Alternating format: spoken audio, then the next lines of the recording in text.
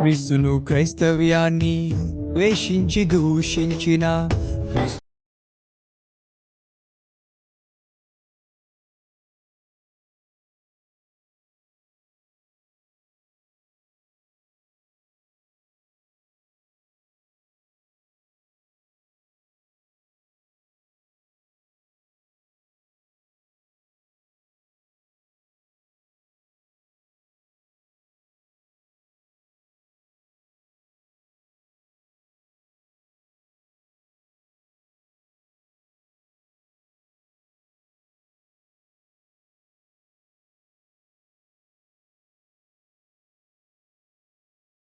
పరిశుద్ధ గ్రంథంలో ఒక మాట మనం చదువుకుని మనం ముందుకు వెళ్ళడానికి ప్రయత్నం చేద్దాం.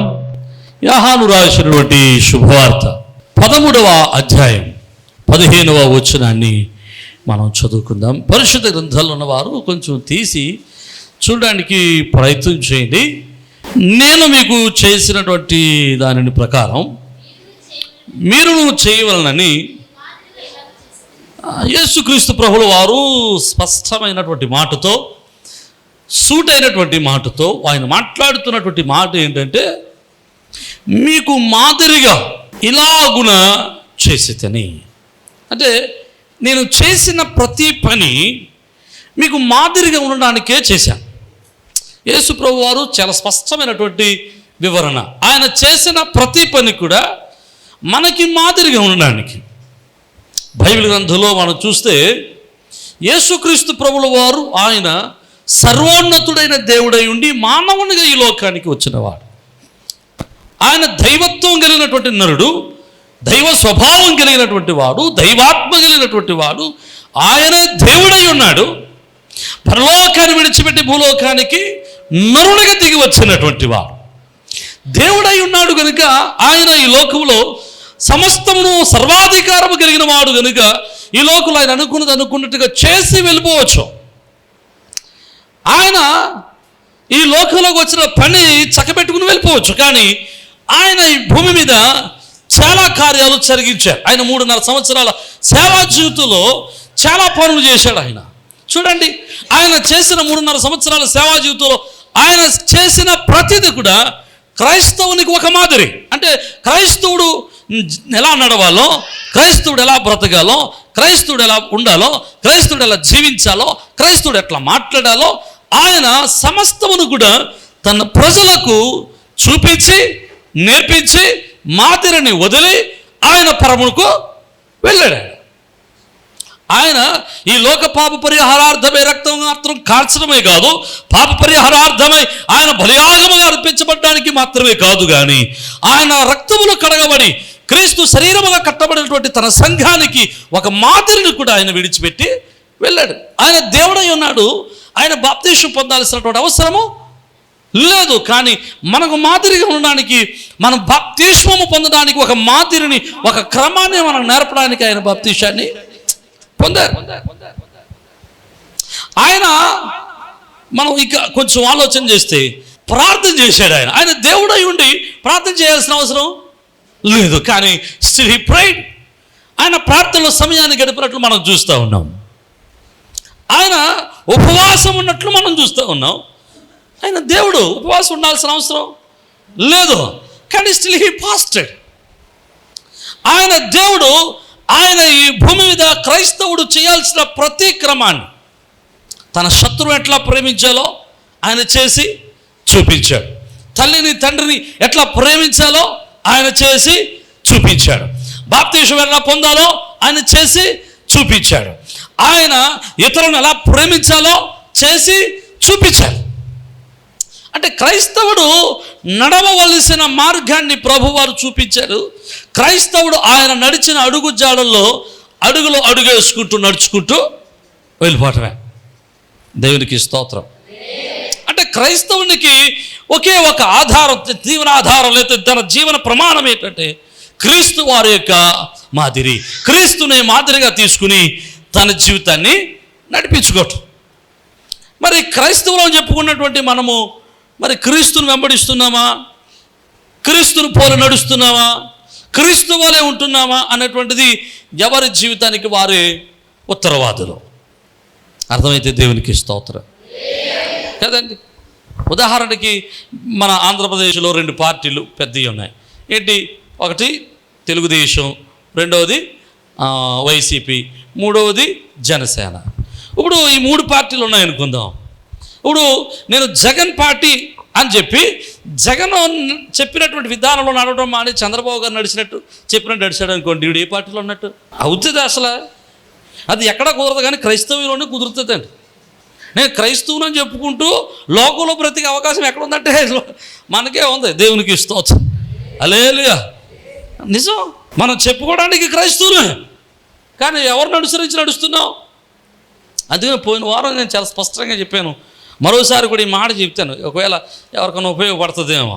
భారతదేశంలో క్రైస్తవులు పెరిగిపోతున్నారు, క్రైస్తవ మతంలో మారిపోతున్నారు అని చాలామంది గొడవ పెడుతున్నారు. ఆఖరికి చట్టాలు కూడా మార్చేయడానికి ప్రయత్నం చేస్తున్నారు. మత మార్పిడి నిరోధక చట్టాన్ని తీసుకురావాలని చాలా ప్రయత్నాలు జరుగుతూ ఉన్నాయి. నేను అన్నా అంత కంగారు పడాల్సిన అవసరం ఏమీ లేదు నా ఉద్దేశంలో. వీళ్ళు రామాలయంలోనూ ఇంకొక గుళ్ళోను ఇంకో గుళ్ళోనూ వీళ్ళు కూర్చొనివ్వట్లేదు కాబట్టి వీళ్ళు కూర్చున్నారు అంతే, మందిరాల్లో కూర్చుంటున్నారు అంతే. వీళ్ళకి దేవుడు అన్నీ కూడా ఒకటి కావాలి కాబట్టి చెప్పుకోవడానికి క్రైస్తవుడు అని చెప్పుకున్నారు అంతే. 100లో 80% క్రైస్తవులు కాదు. ఎందుకంటే వీళ్ళు క్రైస్తవులు అని చెప్పుకుంటున్నారు కానీ క్రీస్తు వెనకాల నడవడం లేదు. ఎవరు వెనకాల నడుస్తున్నారు? జనాలు బాధపడిపోతున్నారు కదా, మమ్మల్ని వదిలిపెట్టి వెళ్ళిపోతున్నారు, తల్లిని వదిలిపెట్టి వెళ్ళిపోతున్నారు, దేశం మతాన్ని వదిలిపెట్టి వెళ్ళిపోతున్నారు. ఎవరు ఎక్కడికి వెళ్తలేదు, మళ్ళీ వీళ్ళందరూ అక్కడికే వస్తున్నారు. పెళ్లి చేసుకోవాలన్నా అక్కడికే వస్తున్నారు, ఇంట్లో పురుడు కార్యక్రమం జరగాలన్నా అక్కడికే వస్తున్నారు, పుట్టిన జరగాలన్నా అక్కడికి వస్తున్నారు, లేకపోతే పుష్పతైనా అక్కడికే వస్తున్నారు, ఎవరైనా చచ్చిపోయిన ఆఖరికి అక్కడికే వస్తున్నారు. వీళ్ళు అసలు మార్పు ఏం లేదు, మీరు బాధపడిపోతున్నారు అంతే. జనాలు అనవసరంగా డబ్బులు ఖర్చు పెట్టుకుని చేసుకుంటున్నారు అంతే. అందరూ ఎక్కడున్నారంటే ప్లేసులు మారాయి అంతే కానీ మనసులు మారలేదు. వీళ్ళందరూ మీలోనే ఉన్నారు. 100కి 80 మంది హల్లెలూయా అంట, 100కి 80 మంది అక్కడే ఉన్నారు. మీరు బాధపడాల్సిన అవసరం లేదు. ఆ 20 మంది అంటారా ఇంకెప్పుడు మీరు ఏం చేసినా వాళ్ళు మాత్రం మారరు. దేవునికి స్తోత్రం. వీళ్ళు రోషం కలిగిన వాళ్ళు, నువ్వు చంపేసినా మారడు. దేవునికి స్తోత్రం చెప్పండి. హల్లెలూయా. నువ్వు మత మార్పిడి నిరోధక చట్టాలు తీసుకొచ్చినా వీళ్ళు మారరు. నువ్వు చంపేసినా మారరు. నువ్వు చంపేతాను దేవుని వదిలిపెట్టానా వదిలిపెట్టరు. ఎవరు 20% మంది ఉన్నారు చూడండి వీళ్ళు. మనం క్రైస్తవులు మనం చెప్పుకుంటున్నాం కానీ క్రీస్తుని వెంబడించి నడవటం లేదు. ఇప్పటికైనా కొంచెం రోషం తెచ్చుకోండి, పౌరుషం తెచ్చుకోండి. మనం జీవించేదేమో వెంబడించేదేమో మరొకడిని, ఆశీర్వాదం కోరుకునేదేమో మరొకడిని. నేను చాలా పర్యాలు చెప్తున్నాను, ఈ మాట మరొకసారి చెప్తున్నాను.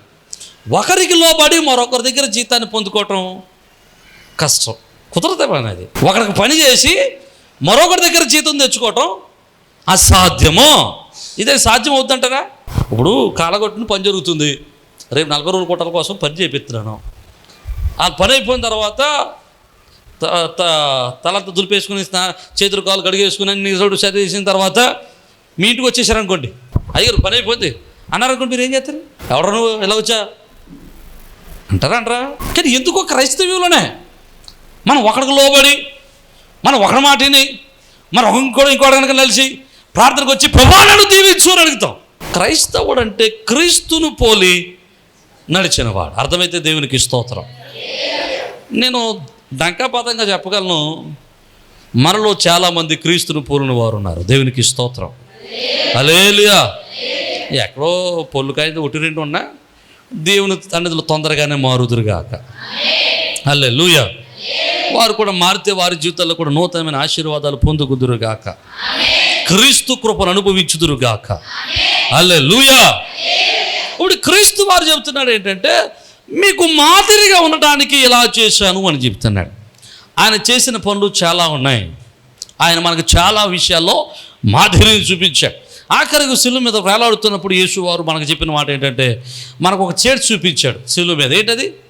ఒకటి తండ్రిని వేడుకోవటం, రెండవది తనను హింసించిన వాడిని క్షమించటం, మూడవది తల్లిని సంరక్షించటం. మరణ దినాల్లో కూడా తను చనిపోయినప్పుడు తల్లి యొక్క సంరక్షణ గురించి, తల్లిదండ్రుల యొక్క బాధ్యత గురించి ఆలోచించిన వారు యేసువారు. దేవునికి స్తోత్రం. మరణించే ముందు ఆయన ఏ పని చేయాలనుకున్న ఆ పని అంతా ముగించాడు. అందులో కూడా మనకు అనేక పాఠాలు నేర్పించాడు. ఆయన తన జీవితంలో, తన యొక్క సేవా జీవితంలో మనకు ఒక మంచి మాదిరిని కూడా చూపించారు. ఆ మాదిరిలో ఒక మాట ఈరోజు మనం నేర్చుకోవడానికి ప్రయత్నం చేద్దాం.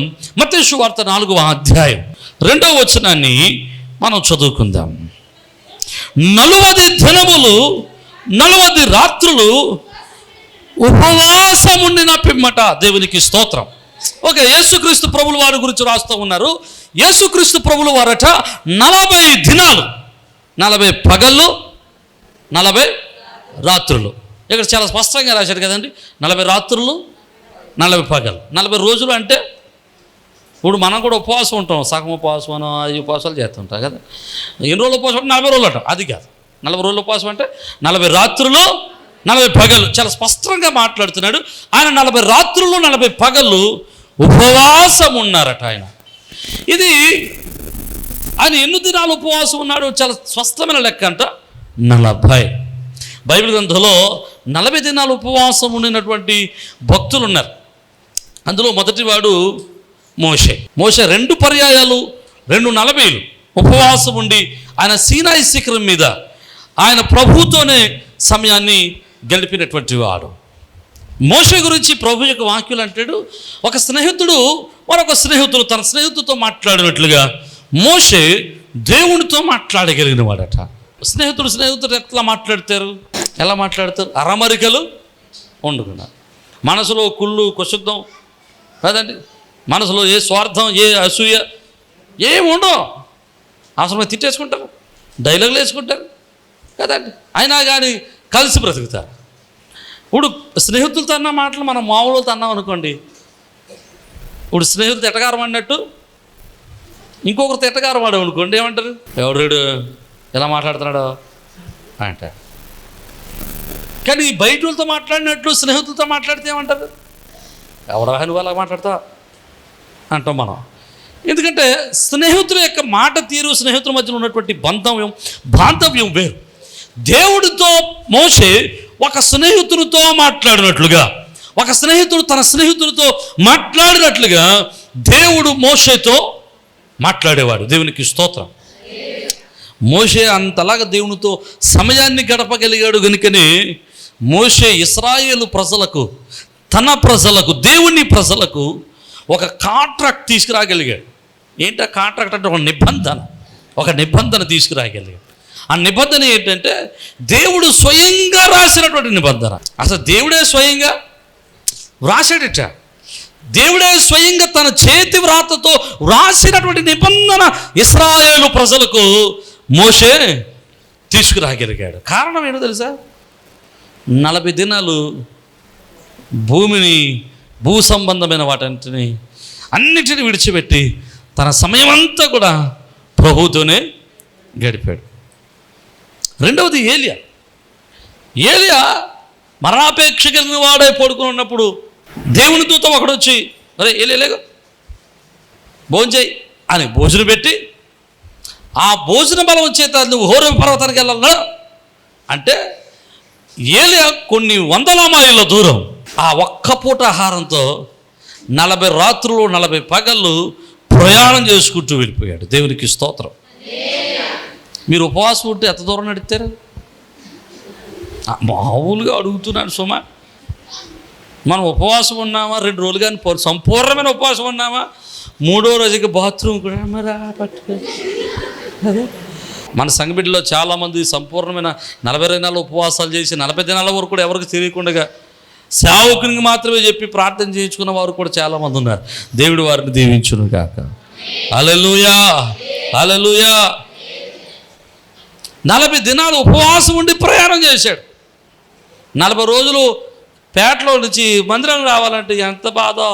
ఏలియా 40 దినాలు ఉపవాసం ఉండి ప్రయాణం చేశాడు కనుక దేవుని స్వరమును విని ఒక అన్యదేశం మీద, సిరియా దేశం మీద ఒక రాజును అభిషేకించి, ఇశ్రాయేలు దేశం మీద రాజును అభిషేకించి, తన తర్వాత ఒక శిష్యుణ్ణి ఏర్పాటు చేసి, తర్వాత కాలంలో ఏలియా అగ్ని రథములను ఎక్కి మరణమును చూడకుండానే పరమునకు వెళ్ళిపోగలిగాడు. దేవునికి స్తోత్రం. అదండి 40 దినాల్లో ఉన్నటువంటి అభిషేకం, అది దేవునికి స్తోత్రం చెప్పండి. హల్లెలూయా. ఇక మూడవది యేసుక్రీస్తు ప్రభుల వారు.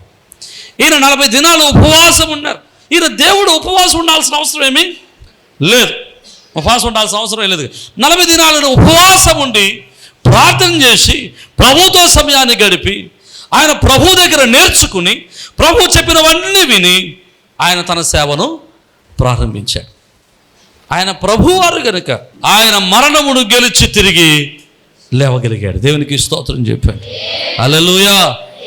అసలు ఉపవాసం అనేది మనం చేస్తే, ఉపవాసం ఉండి ప్రార్థన చేసిన వారి జీవితాల్లో మేలు పొందని వారు ఎవరు లేరు. హల్లెలూయా.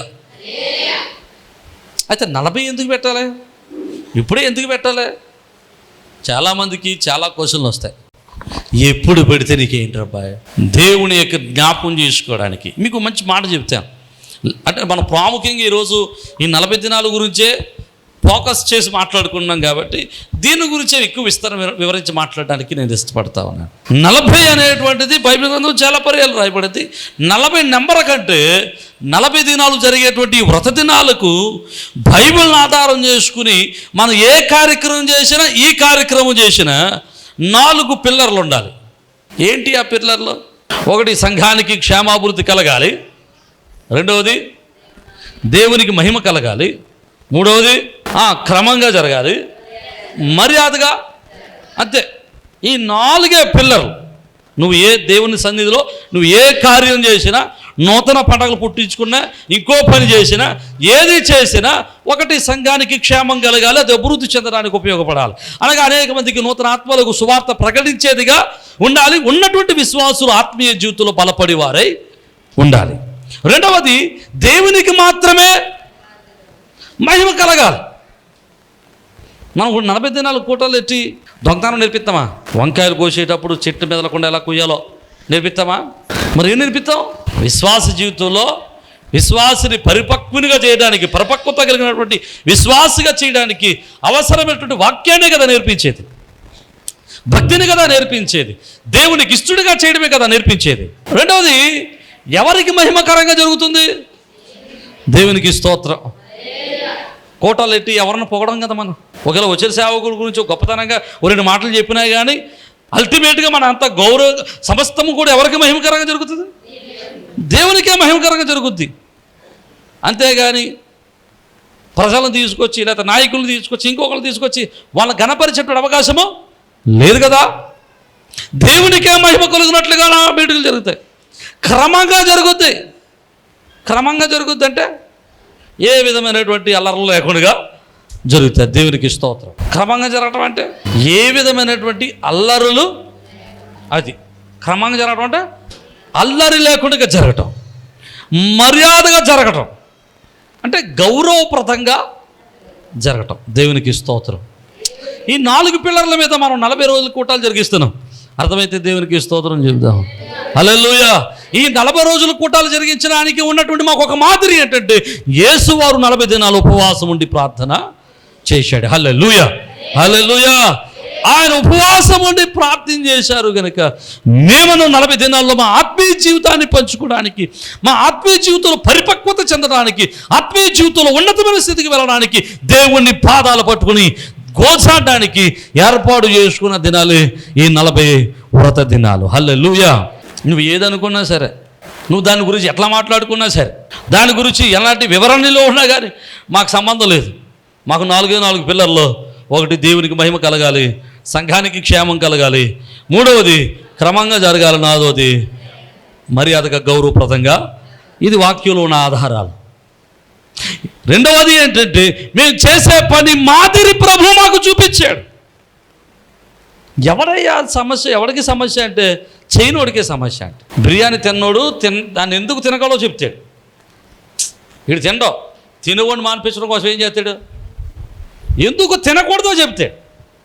అందులో మసాలా ఉంటుంది, అయ్యేయే ఉంటాయి, ఇయ్యేయే ఉంటాయి, రంగు ఉంటుంది, అది ఉంటుంది కాదండి. ఇప్పుడు నేను చెప్తే మీరు వింటారా? నీకు పడదు కాబట్టి మానేసేవరా, అంతే కదా. మీరు తింటం మానేతారా? అంటే చేయనివాడు ఎన్నో రకాలుగా ఆలోచనలు అది చేయడు కదా. వీడి తరగపోటు ఏంటంటే వీడి మీద అధికారం ఒకడు ఉంటాడు. వీడి మీద అధికారి దేవుడు కాదు, ఎవడో ఈ నాయకులు ఎవరో ఉంటారు. ఆడు చెప్పింది చేస్తాడు, ఆడు చేయమంటే చేస్తాడు, ఆడు చచ్చిపోమంటే చచ్చిపోతాడు, కూర్చోమంటే కూర్చుంటాడు, లేమంటే లేస్తాడు. వీళ్ళ మీద అధికారి దేవుడు కాదు, కానీ మా మీద దేవుడు అధికారి. దేవునికి స్తోత్రం, హల్లెలూయా. మేము ప్రభువు చెప్పిందే చేస్తాం, మనుషులు ఎవరు చెప్పినా ఏం చెప్పినా మేము ఎప్పటికీ చెయ్యం. అర్థమైతే దేవునికి స్తోత్రం చెప్పి, హల్లెలూయా. వాక్యంలో ఉన్నదే చేస్తాం, వాక్యంలో ఉన్నదే చేస్తాం. ఇంకో మాట కూడా మీకు జ్ఞాపకం చేస్తాను. ఈ 40 దినాలు అయిపోయిన తర్వాత ఏస్ట్ వచ్చేస్తుంది కదండి, ఎలాగిది ఇది కూడా ఉంటుంది కదా, ఎలాగ ఇది లెక్క ఎలా కుదురుతుంది? నీ లెక్కలో పత్రాలు లేవు దీనికి. ప్రతి ఆదివారం పునరుద్ధాన దినమే, దేవునికి స్తోత్రం. ప్రతి ఆదివారం ప్రభు యొక్క మరణమును, ఆయన యొక్క పునరుద్ధానాన్ని జ్ఞాపకం చేసుకునేటువంటి దినం. ఈస్టర్ ఎందుకు ప్రత్యేకంగా పండగ పెడతామంటే అందరూ శుభ్రంగా కొత్త బట్టలు వేసుకుని ముద్దిందా అని. అందుగా కొన్ని ఆత్మలకైనను పండుగని పేరు చెప్పుకునే ఆత్మలైనను దేవుని వైపు నడిపించడానికి అవకాశం. ఆదివారం ప్రార్థన రమ్మంటే రావడం, మేము పండుగ పెట్టుకుంటామంటే వస్తాడు రారా, వచ్చినాడు కూర్చుంటాడు, కూర్చున్న తర్వాత ఏం చేస్తాడు, ఒక మాట అయినా ప్రభువుని గురించి వింటాడు. అర్థమైతే దేవునికి స్తోత్రం చెప్పి, హల్లెలూయా. ఏ పని చేసినా సంఘము క్షేమాభివృద్ధి, సంఘము క్షేమం చెందాలి, కొన్ని ఆత్మలకు సువార్తను అభివృద్ధి చెందించాలి. దేవునికి స్తోత్రం చెప్పాడు, హల్లెలూయా. క్రిస్మస్ చెయ్యొచ్చా? ఎక్కడ ఉందా? నువ్వు చెయ్యు. ఇప్పుడు అందరూ మొదలెట్టేస్తారండి. దేవునికి స్తోత్రం. వాయిద్యాలు వాయించవచ్చా అంటాడు వీడు. వాయించకపోతే ఇంకెవడో వాయించకూడదు, నీకు ఎవడో చెప్పాలి, మాకు దేవుడు చెప్పాలి. అర్థమైతే దేవునికి స్తోత్రం కదండి. ఈ మధ్యకాలంలో చెప్తున్నారు అట్లేంటి, ఎలాగా పర్లేదు తప్పేమి అంటే రేపో మాపో మెల్లడంగా తెచ్చుకుంటాడు, డ్రబ్బు తెచ్చుకుంటాడు, కంజరి తెచ్చుకుంటాడు, ఇవన్నీ తెచ్చుకుంటారు. ఇలాంటి వాళ్ళు మొదలయ్యారు. దేవునికి స్తోత్రం చెప్పాను. అంటే మన మార్గంలో రావడం కాదు, రేపో మాపో అందరూ వాక్యానుసారమైన మార్గంలోనికి రావాల్సిందే. జాగ్రత్తగా మనం ఆలోచన చేస్తే ఈ 40 దినాల వ్రత దినాలలో జరిగేటువంటి ఒక మూడు పనులు మీకు జ్ఞాపకం చేస్తాను. మొదటిది ఉపవాసము. అంటే అందరూ ఉపవాసం ఉంటారా అంటే ఉపవాసం ఉన్న రమ్మని అంటే ఎవరు ఉంటారు? ఎందుకు ఉండరు అంటే ఈ రోజుల్లో శరీరంలో ఆరోగ్యం ఉన్న వాళ్ళు ఎవరు లేరు. అలాగని ఆరోగ్యం లేదు కాబట్టి మీరు ఉపవాసం చేయకపోయినా పర్లేదు, ప్రార్థన రండి అంటే చేయగలిగిన వాళ్ళు కూడా చేయట్లేదు. అది అమ్మ మోకరించగలిగితే మోకరించలేని పక్షంలో లేచి నిలబడండి అంటే మోకాలు లేని వాళ్ళు కూడా, ఓపుకున్న వాళ్ళు కూడా నిలబడిపోతున్నారు. అది మోకరించబడినప్పుడు మోకరించగలిగిన వాళ్ళు మోకరించాలి. ఇక మోకాలు నొప్పులు ఉన్నవాళ్ళు, శరీరంలో బలహీనతలు ఉన్నవాళ్ళు వాళ్ళకి మాత్రమే. అది ఎవరికి కాదు, ఆరోగ్యంగా ఉన్న వాళ్ళకి కాదు. అది ఆరోగ్యంగా ఉన్నవాడు ఏం చేయాలి? కొద్ది నిమిషాలు మోకరించి ప్రార్థన చేయాలి. దేవునికి స్తోత్రం. మొదటిది ఉపవాసం. ఈ 40 దినాల్లో ఉన్నటువంటి ప్రధానమైన విషయాల్లో మొదటి విషయం ఏంటంటే ఉపవాసము. ఇప్పుడు ఉపవాసం గురించి కొన్ని విషయాలు మనం నేర్చుకోగలిగితే, బైబిల్ గ్రంథంలో క్రీస్తు ప్రభువుల వారు ఉపవాసమును ప్రోత్సహించారు, ఉపవాసాన్ని ప్రోత్సహించారు. ఆయన సంఘం ఉపవాసం చేయాలని ప్రోత్సహించాడు ఆయన. మత్తయి సువార్త 6వ అధ్యాయంలో మనం చదువుకోగలిగితే ఆ 6వ అధ్యాయంలో ఉపవాసమును గురించినటువంటి విషయాలు చాలా స్పష్టంగా ఆయన రాస్తాడు. 6వ అధ్యాయం 16వ వచనంలో నుంచి. మరొక చోట ఒక దురాత్మ పట్టుకుని ఒక వ్యక్తిని పీడించుతున్నప్పుడు, అయ్యా మేము ఎందుకు ఈ దురాత్మను వెళ్ళగొట్టలేకపోయాము అంటే ఆయన అంటాడు, ఉపవాస ప్రార్థనతో ఇలాంటివి జరుగుతాయి అబ్బాయి. అంటే నీవు దయ్యపు శక్తి నుంచి విడుదల పొందాలి అంటే, దాని మీద నువ్వు జయము పొందాలి అంటే, దాన్ని వెళ్ళగొట్టాలంటే నువ్వు ఉపవాస ప్రార్థన అంటే క్రీస్తు ప్రభువుల వారు తన సంఘానికి ఉపవాస ప్రార్థన అనేటువంటిది నేర్పించాడు. నేను ఈ మాట అడిగినామండి, వారంలో ఎంతమంది ఉపవాసం ఉంటారు? ప్రతి వారం నేను ఉపవాసం ఉంటాను అన్న వాళ్ళు దేవునికి స్తోత్రం. కానీ 40 రోజుల్లో ఉపవాసం ఉండడానికి మాత్రం ఖచ్చితంగా ప్రేరేపించబడతాం. ఎందుకు ప్రేరేపించబడతామంటే ఒక వ్రత దినాలుగా మనం ఏర్పాటు చేసుకున్నప్పుడు ఈ వ్రత దినాల్లో మనం ప్రేరేపించబడి వాక్యం నేర్చుకుంటున్నప్పుడు కొద్ది దినాలైన ఉపవాసం ఉండి వాక్యాన్ని వినడానికి మనము ఆశపడతాం, నేర్చుకుంటాం.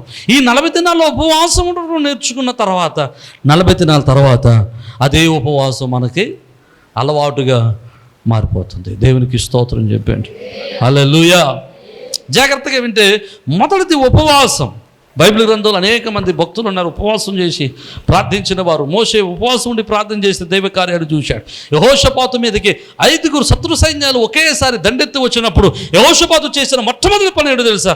సంఘం అంతటిని, ఇశ్రాయేలు ప్రజలందరూ పోగొట్టి అయ్యా ఉపవాసం ఉండి ప్రార్థన చేయండి అంటే వారు ఉపవాసం ఉండి ప్రార్థన చేశారు. ఎస్తేరు కాలంలో ఇశ్రాయేలు ప్రజల మీదకి హామాను భయంకరమైనటువంటి శ్రమను తీసుకొచ్చినప్పుడు, భయంకరమైన దుఃఖాన్ని తీసుకొచ్చినప్పుడు, రాజాజ్యం తీసుకొచ్చినప్పుడు ఇశ్రాయేలు యూదులందరూ కూడా మోకరించి 3 దినాలు ఉపవాసం ప్రార్థన చేసినప్పుడు దేవుడు రాజు యొక్క ఆజ్ఞలను మార్చివేశాడు. ఆమేన్. నినవే పట్టణంలో దేవుని యొక్క సన్నిధిలో వారు పాపము విస్తరింపబడినప్పుడు, వారి పాపములకు శిక్ష వస్తుందన్నప్పుడు దేవుడి యొక్క ప్రవక్తని యోనా వెళ్ళి అయ్యా మీరు మారు మనసు పొందండి. వారు మారు మనసు పొందడం కాదు, ముందు ఉపవాసం ఉంటూ ప్రారంభించి వారు మనస్సులను సరి చేసుకుని మారు మనసు పొంది ప్రార్థన చేస్తే వారి ఉపవాస ప్రార్థనకు దేవుడు ఆ ప్రార్థనలకి తన ఆలోచనే మార్చేసుకున్నాడండి. వారిని చంపుదామనుకున్నటువంటి దేవుడు వారి మీద కనికరాన్ని చూపించాడు. అసలు నువ్వు ఉపవాసం ఉండి ప్రార్థన చేయగలిగితే, ఉపవాసంతో దేవునికి సన్నిధిలో నువ్వు ఉండగలిగితే దేవుని యొక్క ఆశీర్వాదం పొందుకోవడానికి నీవు అర్హుడవు కాగలుగుతావో. హల్లెలూయా. నువ్వు రాజు యొక్క ఆజ్ఞను మార్చగలుగుతావో, బంధకాలను తెంచగలుగుతావో. బిగ్గరగా దేవునికి స్తోత్రం చెప్పండి. హల్లెలూయా, హల్లెలూయా. ఉపవాస ప్రార్థన మనల్ని శక్తివంతులు చేస్తుంది. ఉపవాసం ఉండటం ద్వారా మనము దేవునికి సమీపస్తులం అవుతాం. మనం దేవునికి సమీపస్తులం అయిపోతాం. అసలు ఉపవాసం అంటే ఏంటనుకుంటున్నారు మీరు? అసలు ఉపవాసం అంటే చాలామందికి ఉపవాసం అనగానే ఏది గుర్తొస్తుందంటే అన్నం మానేయటం గుర్తొస్తుంది. అన్నం ఒకటే మానేస్తాం. అదే బియ్యాన్ని నూకల కింద మార్చుకుని ఉప్మా చేసుకుని తినేస్తాం. అదే బియ్యాన్ని ఇడ్లీ రవ్వ కింద మార్చుకుని ఇడ్లీ వేసుకుని తినేస్తాం. మరి ఏది తినకూడదు? అన్నం ఒకటే. ఉపవాసం అనగానే అన్నం ఒకటే మానేటు గుర్తొస్తుంది. ఉపవాసం అంటే శారీరకంగా ఆహార నియమాలతో కూడుకున్నటువంటి ఉపవాసం 3 రకాలుగా ఉంది.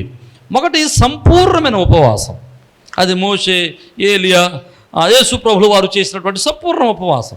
ఈ ఉపవాసానికి సంపూర్ణమైన ఆహారం అంతటినీ వదిలిపెట్టడం.